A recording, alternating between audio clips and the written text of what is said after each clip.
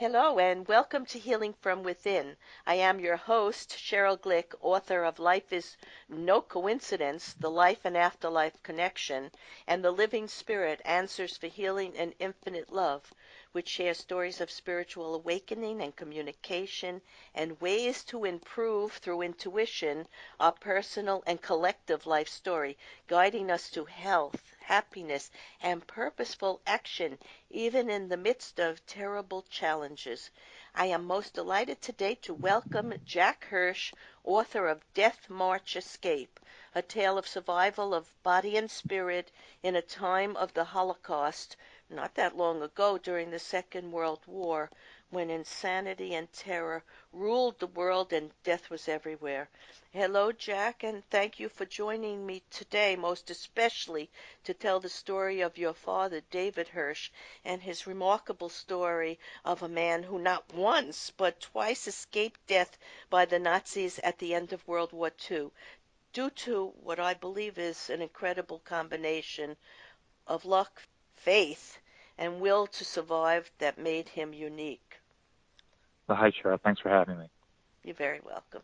Jack, as listeners of Healing from Within are well aware, my guests and I seek to understand our dual nature as spiritual beings experiencing the physical life and learning through history, metaphysics, science, religion, and spirituality ways to understand human nature and how we may survive challenges or hardships through the energy and courage of the soul. In today's episode of Healing from Within, Jack Hersch will share a truly remarkable journey of his father, who, as we said just now, not only once, but twice survived death as a teenager, being taken from his hometown of Dej, Hungary, to a Mauthausen concentration camp, which was one of the harshest, cruelest camps in the German Reich. After his father's death, a photograph of his father surfaced on the Mauthausen website and sent Jack on a journey back in time to learn of secrets his father had never shared with him. Jack, I always love to ask my guests to think back to their childhood and remember a person, a place, an event, or an interest that might have shown them or others the person they might become and the lifestyle they might embrace as an adult, because I feel we're all born with a destiny and life plan and must experience what leads us to develop our most empowered soul. So think back for a minute. Well, I think in my father's case, or in my case, and especially as it relates to the book, there's a perfect time event in my life, and that actually was a recurring event. So every Passover, of course, is the holiday that commemorates the Jews escaping, or at least leaving Egypt some 3,000 years ago. And the first night of Passover, for the Orthodox, 2 nights, you have a meal, and at the meal you recount that escapade of escape and from the Egyptians. And my father would always digress from that story to tell his story of his his time in his year in a concentration camp, and as you pointed out, Mauthausen, the worst camp in the Reich, and then his 2 escapes. I've heard that story at least twice a year, every year, for most of my upbringing and a lot of my adult life. And I think I didn't realize it at the time, but hearing that story, knowing what he accomplished, sort of drove me to accomplish as much as I possibly could, and not just in terms of being professionally successful, which I think is sometimes a lot of luck, but things like I fly airplanes, and I study martial arts, and I teach, and I ski. I'm an all-mountain skier. I do a lot of things that I know people do 1 or 2 of. Not everybody does all of them, and so I think knowing that story, having it driven into me so often, that if you take life into your own hands, you can possibly alter its outcome, has turned me into who I am. Yeah, what he gave you was what he had, a zest for life and living to the fullest. Yeah, and it's Well, realized he in had you. that, but he also took chances. He took those chances. When he escaped those 2 times, that was remarkable risk-taking. I mean, you could argue that, well, he knew that he would die otherwise, but he didn't really know he would die. He was on a death march both times, and both escapes was just, for him, an instantaneous, split-second opportunity to maybe get away, and he took them. He was a little bit of a risk taker, and I think knowing his penchant for that, and that it saved his life, sort of turned me into that a little bit of one as well. Well, that's wonderful, and that's how it should be. We shouldn't have the fears. We should have always the hope that we don't walk this life alone. I believe, as a medium and an intuitive, that we have a great deal of help from spirit, and we have a destiny and a life path, and they help us at different points. Some of us are aware of it, some of us are not aware of it, but it doesn't really matter. It's something that will help us go beyond procrastination and fear to find joy and happiness and love, because there's only two emotions in the world, really: fear or love. And we're always moving from the state of fear, and that includes a lot of other things, distrust and disease and disaster, and that's all under fear, to love and compassion and healing and vitality and risk taking. So, yeah, I do feel that way. But let's go on to tell of some of the characters and places in the story, the connections that helped them perhaps survive the trauma of those crazy, soulless times. But there was still hope and love, even in those crazy, hopeless times of hatred. So tell us about some of the people that your father told you about, or you learned about when you went on your own journey. Well, to build up to the last one, I'll save sort of best for last. I think in my father's case, there were a block bell tester. There was a guy who was in charge of his block, his barracks, who exhibited a little bit of compassion toward him that he probably didn't need to have exhibited.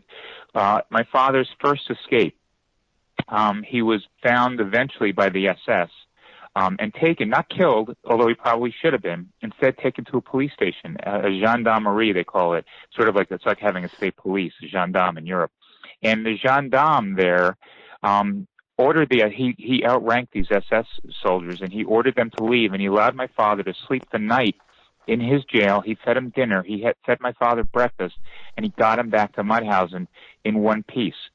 So that was a remarkable person. Then, of course, the family that the husband and wife who rescued my father after his second escape harbored him for 3 weeks in their home and in their field until the American 65th Infantry Division came through. And that was just, those were the Friedmans. Yeah, I remember reading about the Friedmans. Yes, and to be clear to your listeners, they were not Jewish, although it's an Americans would think of Friedman as a Jewish name. They were not Jewish. They did this for no other reason other than the goodness of their heart. It was the right thing to do. When they came across my father the morning after he'd escaped, they saved his life. They harbored him for 3 weeks at risk of their own life. And, they were just remarkable people. I met their grandchildren, a son and a daughter, grandson and a granddaughter. Their son is no longer alive. I never met him. And, I mean, what do you say to people like that? They without the goodness of the heart of their grandparents, I wouldn't be here. I think, Jack, you say, thank you from the depths of my heart that I'm here. Believe me. Yeah, thank you is a blessing. Believe me, I said that multiple times to them. Yeah, it's a blessing. And then, of course, in my journey of discovery of a lot of my father's story that he never told, my father told the highlights. He told the good stuff. He never quite went into the horrors that he really actually went through. And I only discovered them in going back to the camp and getting to know some of the camp historians who helped me a lot in my research.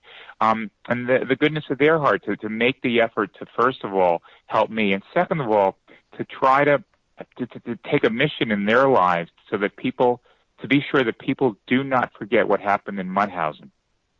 Yeah, you know what a lot of people forget? They think that it was only Jewish people who were killed in the concentration camps, but there were many good people, Christians and atheists, and just people, communist people of all different persuasions.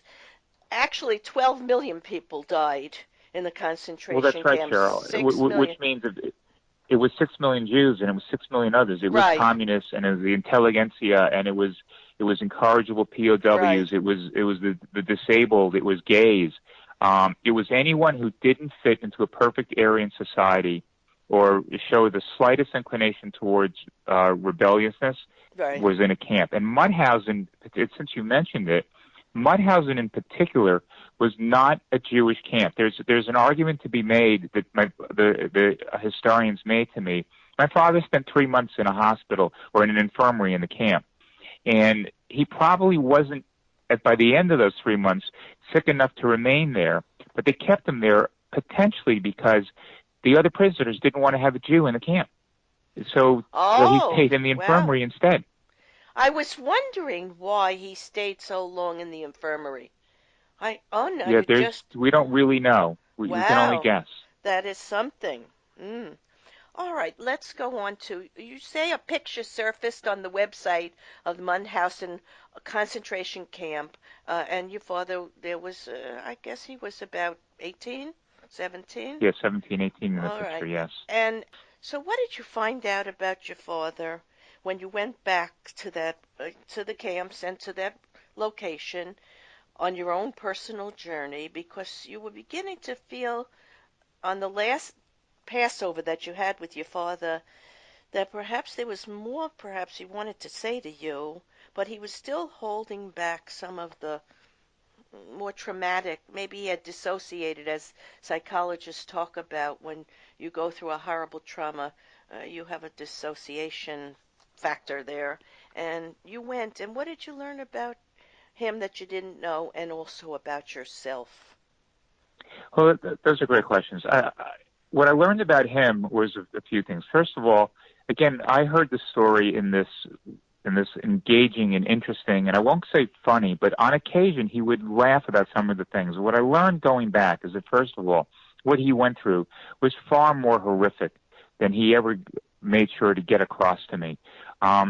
I stood in a building that he worked by. It was called the Stone Crusher, and in fact, it was a mechanical stone crusher, the largest in Europe.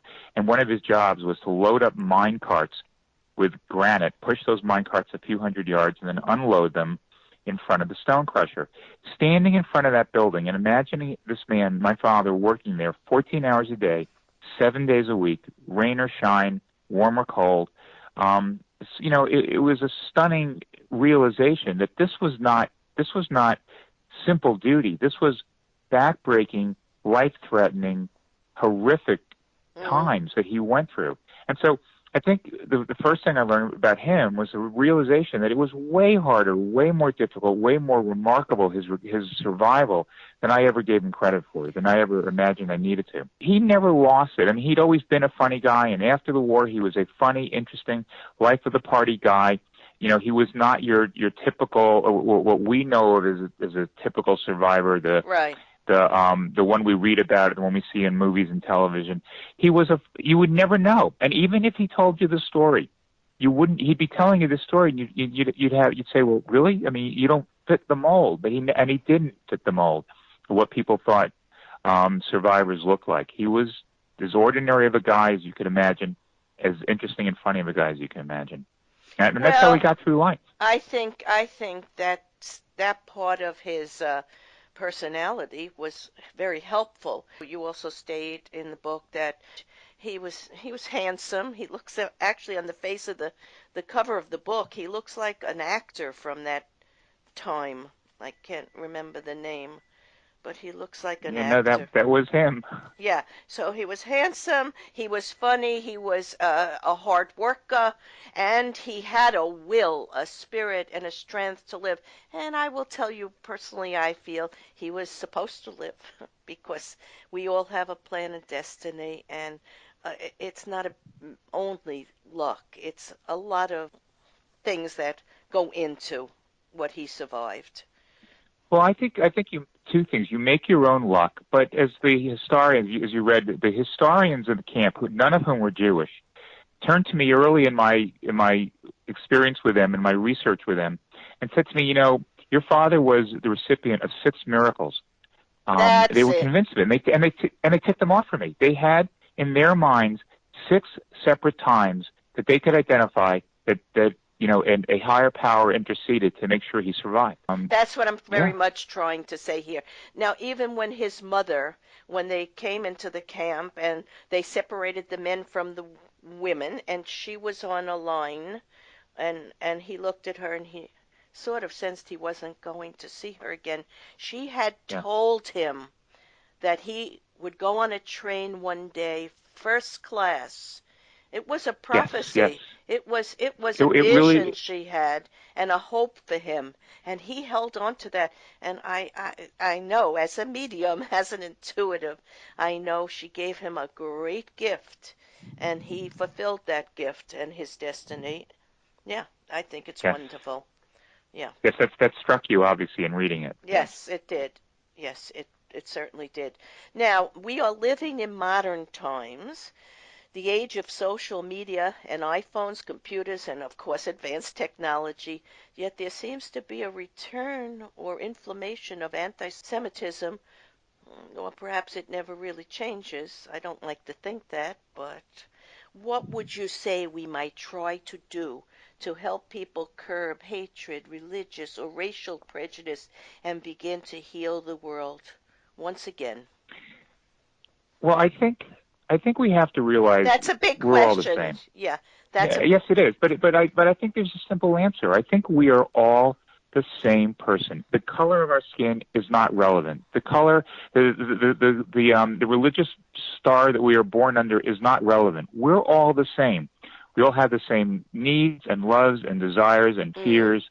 And I think, I've gone back to the concentration camp a number of times. I've met many, many people who lived in the area, some who were living there as residents of nearby areas during the war, most though of whose parents were there, but they were not.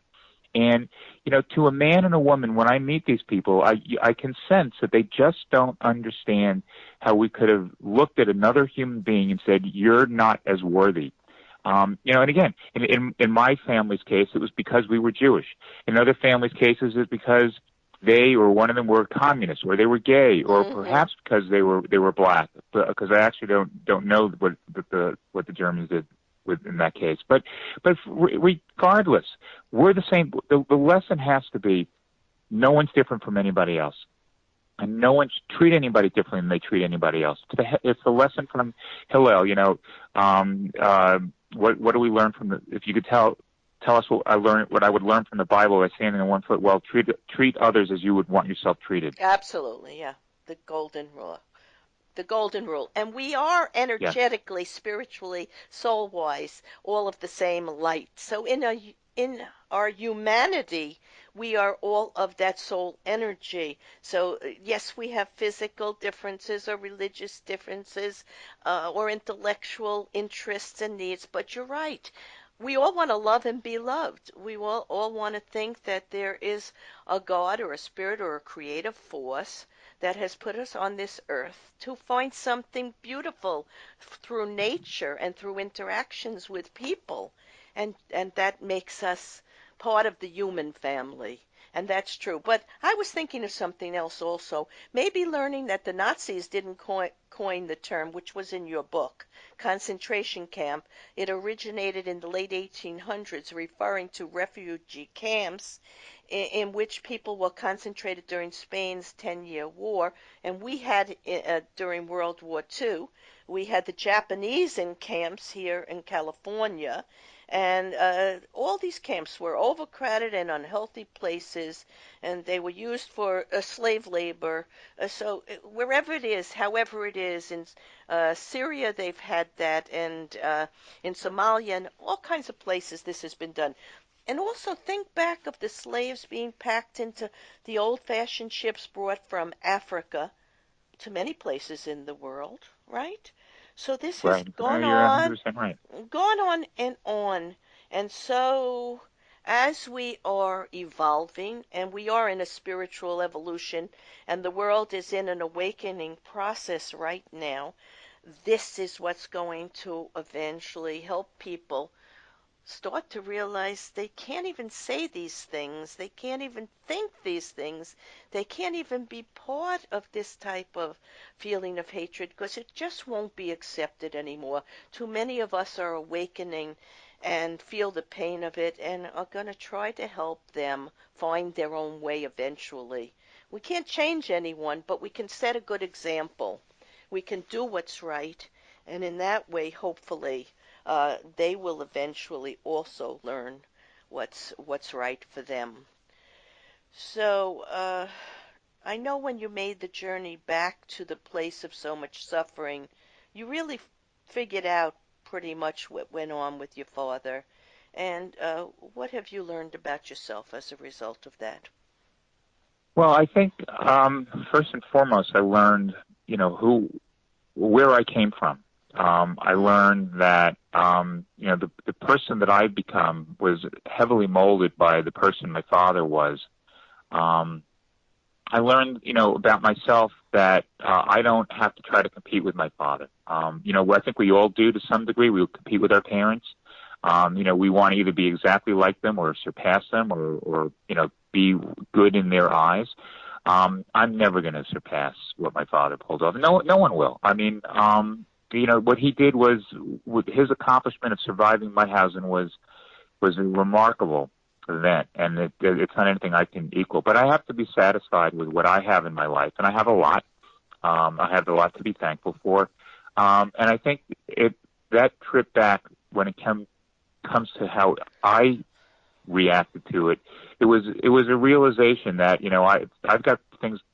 Things are pretty good for me compared to what my father had to go through, compared to what so many European Jews and so many Europeans themselves, non-Jews, went through. I have it mm. pretty good, and I should be grateful and thankful for that. So then you learn to appreciate life that your father survived through, and life that you have, and you've learned there's no one to compare yourself to either, because we are all our unique, soul going through this life, the way we make choices to go through it. And sometimes we encounter a challenge, but then again, we have the choice to be the person we want to be no matter what. And I think you learned that. And you wrote this. I studied the field called Revier at the Mauthausen, built by Russian prisoners after Hitler and Stalin were no longer working together, which they then called Sanitätslager, or the sanitary camp, which was used for very sick prisoners. I studied the field more closely. My father had been somewhere on that turf for 3 months. Though it is now barren, I easily picture row after row of German field gray barracks filling the field when Dad was, I don't know how you pronounce this, KZLER. A Kitzetler. Okay, Settler there. This is why I have come. This is what I want to see. Places where my father existed, places where he persevered, places where he beat the odds. I think about how thousands of lives were stolen here to produce the granite facades and roadbed of Hitler's Germany. I tell Angelica, my guide, that I cannot imagine facing this sinister mass every morning for years, as some of these prisoners did. I have the unmistaken impression that I am experiencing the same feeling he felt during his first days in the camps, when he lost track of time and dissociated from the environment, severing himself from the reality to cope with the extremes we were seeing and feeling. And I felt that reading your book. I felt it very Mm. deeply, and I think people who read your book will understand what a struggle it was to be in a time to see people, treat people this way, and we that will be part of the healing and understanding that we can't do this anymore. There's no room for it in a modern day civilized world. But what I was going to say is that, apropos what we're talking about, when I decided to write the book, it was because of an interesting event that I had experienced. I had a business dinner, and every once in a while in business dinners, my father's story would come up. I can't even begin to tell you why. We'd be talking about the war, or we'd be talking about something, and I would mention what my father went through. And this one particular dinner in the end of 2015, I get a phone call the next morning. It was one of the guys at dinner. He says to me, "I'm from Louisville, Kentucky," he says. "I've never met a survivor. I've never met anyone that I've known to be related to a survivor, and I've never heard of a story like that in my life. And the story? has overnight changed my life. Nothing will ever appear difficult to me again because I now know what your father went through and survived, and it changed my perspective on my life. And I thought, well, if that's true of him, that's got to be true of thousands of people, millions of people. I need to put the story on paper, and so I did. Yes, and that's what we want readers to take away with them after reading your book. But you had something that I want readers to take away with them after reading the book. You saw written on the memorial, the eastern wall, which contains 10 plaques. They're all identical except for the language. And the English plaque was all in capital letters and without punctuation. And it reads, "Within these walls, on the actual site where it was built under the Nazi regime, remains the crematory of Gusen I and Gusen II, Mauthausen." And from 1940 to 1945, more than 37,000 patriots of all nationalities were incinerated there after having known the most cruel physical and moral suffering. They died for the independence of their countries, for liberty, for the salvation of man. May the memory of their sacrifice forever remain in the thoughts of the living. And I think even though the words may be a little inadequate to you and not enough to memorialize all that went on there, it still is the best way to memorialize concentration camps, because we've got to remember and honor those who were murdered, and leave these camps there for people to continue to know. Just like Twin Towers once stood, you wrote this, and is hallowed ground and never to be built upon, so no one forgets. So I think perhaps that's what you might. I certainly want people to remember that. So I want to thank you, Jack J. Hersch, author of Death March Escape, for sharing the authentic story of your father's spiritually guided survival of the Holocaust and the descriptions of the death camps, Auschwitz, Birkenau, as well as Mauthausen, where he finally made the death march at the end of the war, when the Germans knew the Allies would soon be there, and miraculously and spiritually guided, I believe, he escaped and was taken in by a family who hid him. To learn more about this infamous time where humanity and sanity were lost and people descended into madness and sorrow, read this book and purchase it at Amazon.com. In summarizing today's episode of Healing from Within, with a discussion with Jack, the son of a Holocaust survivor, David Hersch, who carried the partial hurt and pain, knowing that many in his father's family and friends had not survived this war, but a war by a world out of control, who sought to eliminate those who they simply deemed unworthy to live due to either religious or cultural standards. We have learned how unconscionable it is to think that people can be so devoid of emotion and moral codes which could even entertain murderous ideas. But it happened. And right now, in this moment, there are anti-Semitic and anti-Christians here in America and in the world forces at work trying to reenact some of this hateful rhetoric. And Jack wrote, and I want you to remember and hear this. In the camp, it wasn't just on Yom Kippur, the Day of Atonement, the holiest day in the Jewish calendar, but I prayed to God every day in the camps. Every day, my father's eyes welled up for a second time that evening during the Passover dinner when he was telling us this story. Maybe he was thinking of his parents right then. I knew he never doubted that his survival was not happenstance, was not just luck, was not just the force of his upbeat personality and monumental willpower.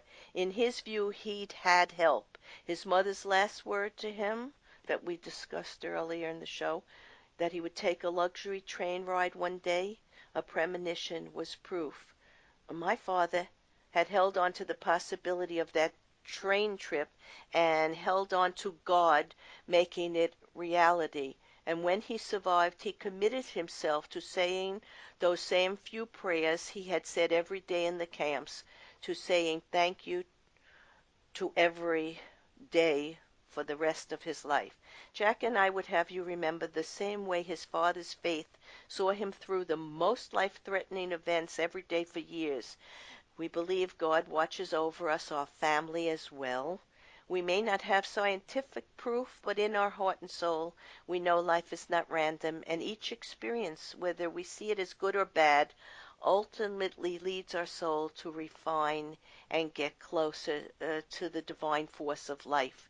And holding on to that faith is the key, perhaps, to eternal life.